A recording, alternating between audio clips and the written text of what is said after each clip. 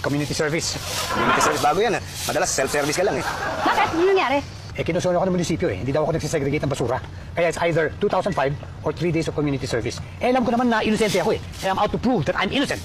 Ikaw? Innocent? Good luck. Paano mo maniwala? I swear, I'm telling you the truth. Wala naman akong ginawa mali, eh. Oy, maiba naman tayo. Wala ka rin namang ginagawang tama, eh. Alam mo, Elsa, sumusobra ka na. Kailan mo na tayo. I'll find out who did this. I swear I will. Totoo ba yan? Ikaw talaga may kagagawan? Oo, kaya nga nagigilty na ako, eh. Ano, susuko na ba ako? Bakit tay? Nagdao ka? Kapatay ka? Oo, eh. Hindi, bakit ito iniisip mo? Sabi niyo kasi suko ka eh. Grabe yung ginawa niyo. Ikaw ang grabe. Ang kinikwento ng tatay mo, napaghalo-halo niya yung mga basura ni Tommy. Tapos si Tommy ngayon ang nakasuhan. Teka, di ba dapat masaya kayo? Hoy! Oh, bakit? Yung project ko nasira. Eh, naku eh, di ba sabi ko ingatan mo, magpakalat-kalat? Ingatan ko naman po eh. Oh, eh, nasaan na ngayon? Nandun po sa taas. Tapos po nung pagkakita ko, siraan na. O ano, Elsa, amin na ba ako? Tay, kayo ba nakasira? Oo, eh. Ay, hindi, basura yun. Tay, sabi niyo po maganda. Tapos na yung basura na? Hindi yung project mo, yung... Balik mo, suko na ako. Bakit tay? Nagdao ka ba? Kapatay ka? Tommy! Oh, Jason, hindi ka. Pasok ka. Hindi ka. Uy, may kilala ka ba sa munisipyo?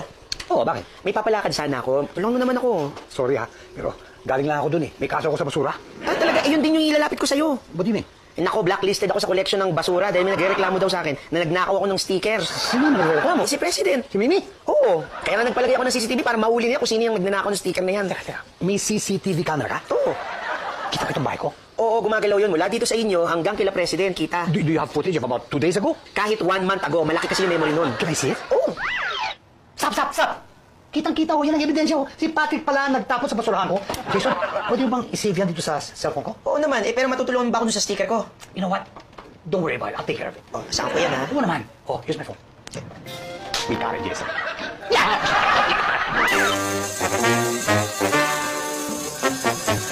Ano masasabi niyo? I told you I was innocent.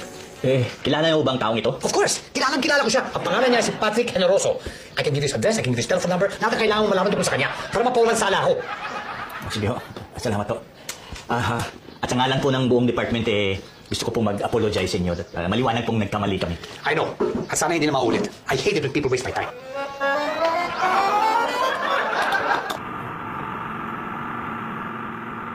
Sir, di ba si Patrick po yun? Oo nga, no? Sige, tabi mo.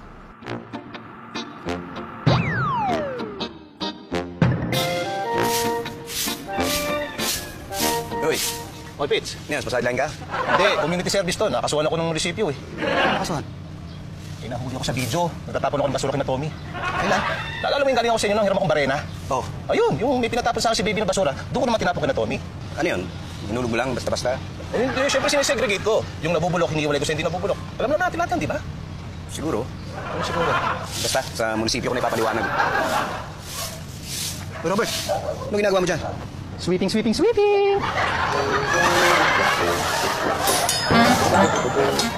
Kayo ho? Oo eh. Kayo ho ang dahilan kung bakit nagkahalo-halo yung basura ni Mr. Diones? Hindi ko naman nung sinasadya. May hinanap lang ho ako. Sa pagmamadali ko ho, na may balik yung basura, yun, nagkahalo-halo na. Ako talagang dapat managot, hindi ho itong si Patrick. Ang haba na pinag-ikutan itong kaso nyo. Umpisa kay Mr. Tommy Diones, tapos dito kay Mr. Generoso, tapos babagsak lang pala sa'yo. Kaya nga ho, talagang may sala. Pero okay lang, handa naman ako magbayad ng penalty, yung 2,500. Sorry ho, pero dahil sa tagal ho, nagkaroon na yung penalty nyo. Kaya 5,000 mo yung babayaran nyo. 5,000? Sige. Okay lang ho. Ako naman talaga may kasalanan eh. Mr. Ganong, pwede ho bang mag-request? Ano yun? Pwede ho bang ituloy ko na yung pagbawalis? Akin na lang yung 5,000.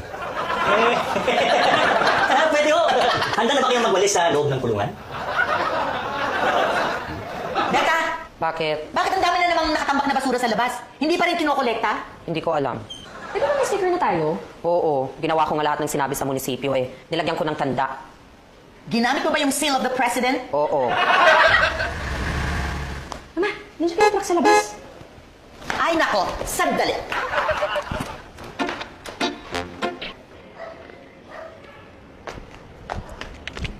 Ay mama! Bakit ang dami na naman nakatambak na basura dyan? Hindi niyo pa rin kinokolekta? Wala pa ko kayong sticker eh. Ha? Yan, anong tawag mo dyan? Hindi ba sticker? Yun ho? May sticker kami. Nilagyan pa nga namin ng tanda. Nasa na ho? Hindi ba in-explain ko na sa inyo? No sticker, no collection. Oh. Alam ko na kung saan napunta ang sticker namin. Halika, sumama. Halika, pakita ko sa'yo. Ito. Halika kayo. Oh, ayan. Ito yung sticker namin, oh. Oh, ayan. Ayan, may palatandaan kami na amin yung sticker na yan. Sige po, ako na po makikipag-usap. Ano po yun? Magandang umaga po. Gandang... Hay! Ikaw, nagmamanga ka pa. Ikaw ang magnanakaw! Ma'am, Yan, ma'am. magnanakaw! Sorry. Sir, sa garbage collection and inspection po, gusto lang namin malaman kung saan niyo po nakuha tong sticker nito. Saan pa? Eh, di sa amin. Ninakaw yung sticker namin. Huwag mo, naku, pwede ba? Ikulong mo na yan! Pinatatagal niyo pa eh. Kulong na yan. Naku, Mrs. President, hindi ko ito ninakaw. Binigay lang po yan sa akin. At sino nagbigay sa'yo? Si Tommy Jones. Si Tommy. Jones.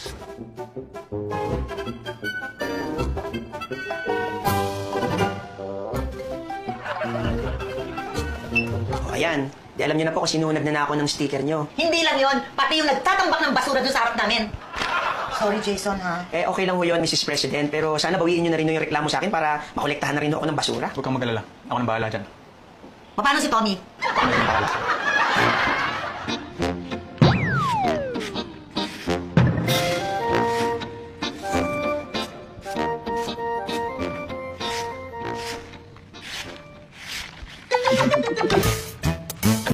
Hoy!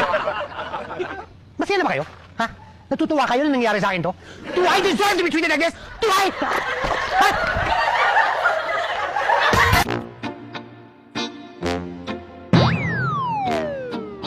Pits!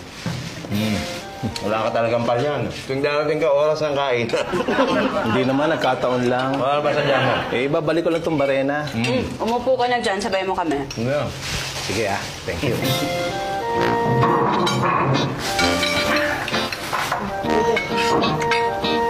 Larissa, naibalik ko na sa dati. Pero okay lang ba nilagyan ko ng bulaklak sa kortina? Talaga? Ano ginamit mo? Itong mga bulaklak, pinamitan ko ng lumbans. Yung kortina. Ginanchilyo ko po. Thank you, Kuya Robert, ha? Okay na kahit hindi ko malaman kung sino nakasira. Ay, teka, bakit hindi?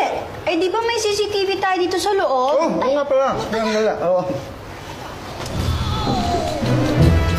Pits, alis na pala ako. May pinapabili pa si Janice. No. Ako lang. Sabay na tayo umalis. Naalis din ako pagkatapos ng kumain.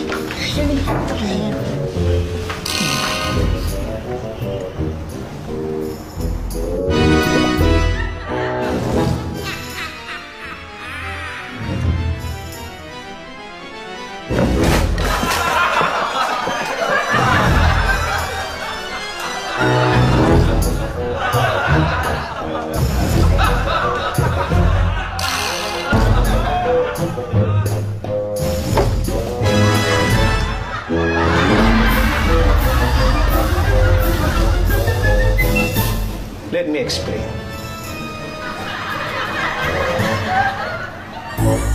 Ang kasalanan daw parang basura.